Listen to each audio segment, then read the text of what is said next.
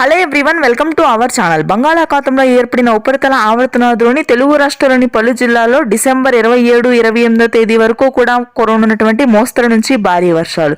వివరాల్లోకి వెళ్ళిన వాతావరణ పరిస్థితులను తెలుసుకుందాం. వాటన్నిటికంటే ముందు మీరు ఇంకా మన ఛానల్ కనుక సబ్స్క్రైబ్ చేయనట్లయితే వెంటనే సబ్స్క్రైబ్ చేసి పక్కన ఉన్న బెల్ ఐకాన్ ని కూడా క్లిక్ చేసేయండి. ఇక లేట్ చేయకుండా వివరాల్లోకి కనుక వెళ్ళినట్లయితే పశ్చిమ బంగాళాఖాతంలో ఏర్పడిన ఉపరితల ఆవర్తన ద్రోణి ప్రభావంతో ఉత్తరాంధ్ర, మధ్యాంధ్ర జిల్లాల్లో రానున్నటువంటి 3 రోజుల పాటు తేలికపాటి నుంచి మోస్తరు వర్షపాతం నమోదవుతుందని వాతావరణ కేంద్రం వెల్లడించింది. ప్రాంతాల వారీగా అత్యధికంగా శ్రీకాకుళం, విజయనగరం, విశాఖపట్నం, తూర్పుగోదావరి, పశ్చిమ గోదావరి జిల్లాలో అత్యధిక వర్షపాతం నమోదు కానుంది. అరకు, పాడేరు, లంబసింగి, సీతమ్మధార, టెక్కిలి, సింహాచలం, ఐపోలవరం, తుని, రాజమహేంద్రవరం, సోమవరం ప్రాంతాల్లో భారీ వర్షపాతం నమోదవుతుంది. తెలంగాణలో దాదాపుగా పొడి వాతావరణమే కనిపిస్తుంది. ఎటువంటి వర్షాలు నమోదయ్యే అవకాశాలు లేవు. అయితే మధ్యాంధ్ర జిల్లాలో మాత్రం మరొకసారి తేలికపాటి వర్షాలు. గుంటూరు, కృష్ణా, కోనసీమ ప్రాంతాలు, అదేవిధంగా ప్రకాశంలోని ఉత్తర ప్రాంతాల్లో తేలికపాటి జల్లులు నమోదు కానున్నాయి. ఆ తర్వాత తెలంగాణలోని ఉత్తర తెలంగాణ ప్రాంతాల్లో మాత్రమే చలి తీవ్రత కొంతమేర ఉంటుంది.